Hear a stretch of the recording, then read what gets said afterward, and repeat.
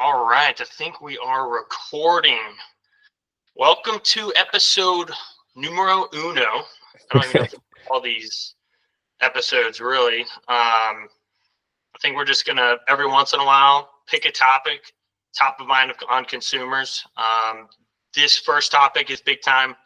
It's for anyone that currently owns a house. They have equity in that house. They bought it, say, 3 to 6 years ago or even more, but they're looking to upgrade to another house. So whether it's, growing family, whatever, I think that's probably the number one question. A lot of people I talk to are just, and sometimes they don't make that move just because they don't know the right questions to ask with it. Like they want to use the equity in their home, but they don't know how to go about it to where they don't want to just sell and then try to find a house and then settle on a house. They want to love a house first, but they need the house in the equity that they built in their current house, if that makes sense. So to kick it off, I'll start with, so Graham Nadler's with me, a lender that I've used quite a bit. He'll start off with the financing, kind of the lending portion of this topic. Cool. Jordan, thanks for having me. Happy closing day, virtual handshake, by Happy the way. closing day. Yeah, we have closed. All right. But yeah, so a lot of people, like Jordan said, they don't want to sell and then have to go find somewhere to move into before they find the right house for them. A lot of times, if you can swing it, you don't want to be rushed when you're having to list your house and then be stressed out to sell your house while you're in contract to purchase. So if you have to do that, that's called a home sale contingency. If you're upgrading houses, you're probably looking at a bigger, nicer house. And so a lot of times there's more competition in those markets. So a lot of times if you're a seller and you have two offers, one is contingent on the sale of my current house, then you have Jordan who's not contingent, they're going to take Jordan's offer 9 out of 10 times because there's less steps for that to happen. So that's what the home sale contingency is. And there's ways to kind of work around um, carrying both mortgages, or there's kind of some in between options, which I'll go over here in a second. But that's a big piece of this. So being not contingent on the sale of your house. If you can float both and you have the money to put down and it's not a problem, that's awesome. It's just not always the case for everyone. So there's some options to kind of fill those gaps. So the first thing I want to talk about, there is what's called a recast. So when you go to buy your new house, the minimum down payment is 5%. So you can put down the 5% plus closing costs. If you have that in savings, that's great. If you have the ability to float both mortgages and qualifying, you can purchase the new house. You have to make 3 monthly payments. And then at that point, assuming you have the proceeds from your sale, you can recast to re-amortize the mortgage and put down, if you have 100K to put down, you can put it down at that point, not have to do the whole refinance thing. It's $250 to the mortgage servicer at that time. So recast, a lot of my clients utilize. It's really flexible. It's really cheap. That's a great option if you have the ability to float both houses. The second kind of option we have, and you can still use a recast with this, but there's a bridge loan. So a bridge loan that we offer, you can get, let's say you don't have the 5% without selling first. The bridge loan is a temporary loan that you would take out for, would do the 5% down and the closing costs for the bridge. You get that money from us. It serves as your down payment for the next house. You still have to be able to qualify for both houses in this situation.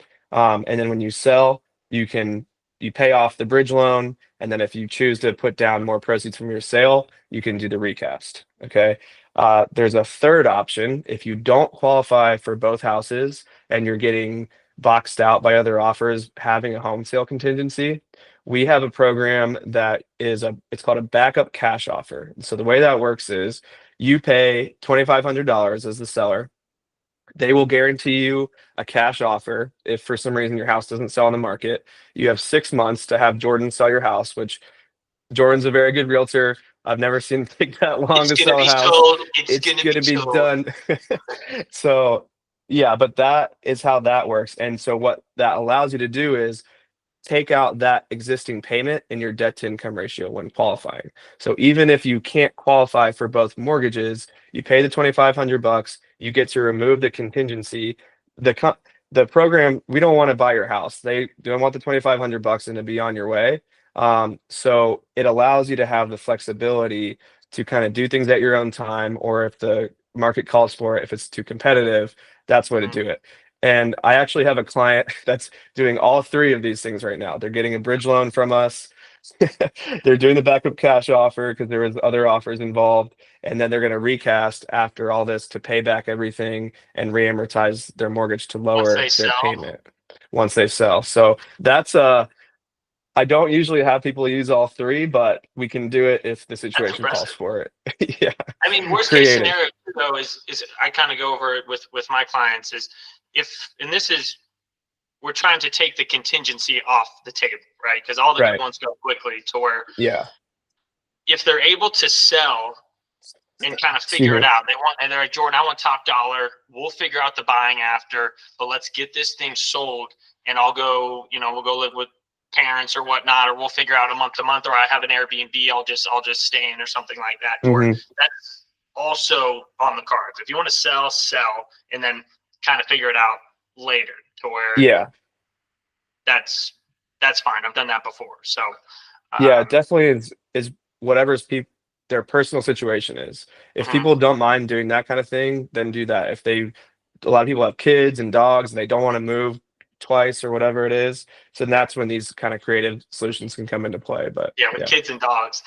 Yeah, definitely have to have one of those options. So I guess from my point of view, or how I would work things is if if they have a house to sell, I'm going to their house initially. Like this is while they're getting all the information into you. I go to their house initially, kind of see what needs to be done or have some type of recommendations. They might think like, they need to redo the kitchen, bathroom, or whatnot.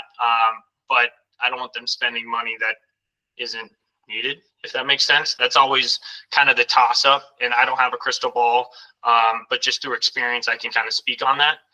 Um, yeah, so with the financing, it would essentially be me kind of giving them recommendations on how to get their house ready to sell, and then we go into the house search depending on what type of financing they talk through with you, how that looks, to where we have a couple quick stories of my sister's place. She ended up doing a bridge loan, to where we we got under contract with the bridge loan. If we didn't have the bridge loan and we made it contingent upon a sale, we weren't going to get the house. So we got under contract with the bridge loan. We extended the transaction to about 45, 50 days. So we want to extend the transaction from 30 days usually to like 50 days. That way, once we're under contract, we got her house on the market ASAP. It went under contract within 2 weeks, and then we were able to switch to a conventional loan mid transaction because she got her house sold, or she was on pace to getting her house sold. So that's another option that we didn't really touch on, is locking it in with a bridge loan and then switching to a conventional probably about, I would say, 10 days prior to closing. Might need a couple more days extension, which sellers are usually more than happy to do. Um, and another story with my brothers is he could float both the mortgages. So we got a great house, great deal, 5% down, conventional, and now he's looking to potentially recast since we sold his house. So I think those are the two options to kind of go about it, when you have a house to where you want to find a house, but you need to use the money in your current house. It's a tough, sticky situation, but we can get it done.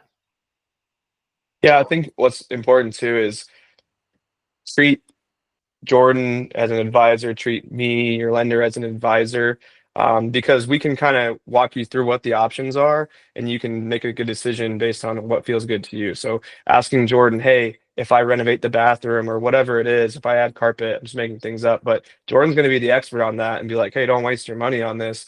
Use your money here, you'll go a lot farther. Those are things that he knows because he works on this every day. Same thing with the lending piece. I can talk you through what the options are because a lot of times people don't even know that these things exist. So they kind of get stuck, like you were saying, even if they need to get a bigger house or whatever it is for kids. So, And depending on the last thing here that I'll say, depending on what type of home you currently have, it could be geared towards first-time home buyers, to where first-time home buyers are living in an apartment or they're living with their parents, to where there's a lot more flexibility to where if you did want to sell first and then request post-occupancy of 1 to 3 months after, that way you have time to stay in your current house. It's closed, so you have the money, and then you just find a house over the next 2 months. That's very possible, especially if you have like a three-bed, two bath or 3 bed, 1 bath in a very, young professional desired area like Norwood, Oakley here in Cincinnati. So I think that's another option to take in. What does your current house, what type of buyers is gonna, is most likely going to be buying your current house is another thing that we have to take into the strategy. But I mean, I think this is all good knowledge to have, especially on the financing side, because that's always the number one of like, hey, we're trying to use our equity, and I think Graham explained it really well. And anything else, Graham, before we're done with this topic? yeah, another thing that I see a lot of people doing, and shameless plug as the house hack lender, I'm always not opposed to, but a lot of people will, if they have kind of like a starter house, it works better as a rental property. So some people don't even sell at all. So if that's the case, you can get your property leased out and use 75% of the lease amount to cancel out your payment and qualifying for the new house. So sometimes it's most of the time people want the lump sum that they made a Is it smart decision. Does the tenant have to be in there, or do you just need to? Do they just have to present you a signed lease with a Signed lease, term? there's a yeah, signed lease. There's a couple other smaller things like earnest money deposit or not earnest money, security deposit, that kind of thing. But you can basically use that lease to cancel out your payment. So if you need that to qualify for the new house, you're Mhm, able to do that. Obviously, you have to have the down payment and everything with mhm, that. And a lot of people, if I mean, if they made a smart decision, they bought 3 to 6 years ago, they have mhm. 100K in equity. Most people choose to roll it into the new house so their mortgage isn't as big, but keeping your house is an option as well. All right, good stuff. Good stuff, Graham. I think that's about it on this topic. I know I'm trying to keep the videos short. I'm like, here, we're going to do 3 to 5 minutes. We're going to be completely fine. Well, I mean, there's a ton of information on this topic, and I think we'll have, a deeper dive into some of the information that we talked about in some other videos. But thanks for sitting down with me. I'm excited to sit down on more, topics from kind of the agent side of things, and then you bring that lender knowledge. So I'm pumped, man. Let's do Yeah, this. I'm excited. Thanks for having me. All right, see you, bud. All right, see ya.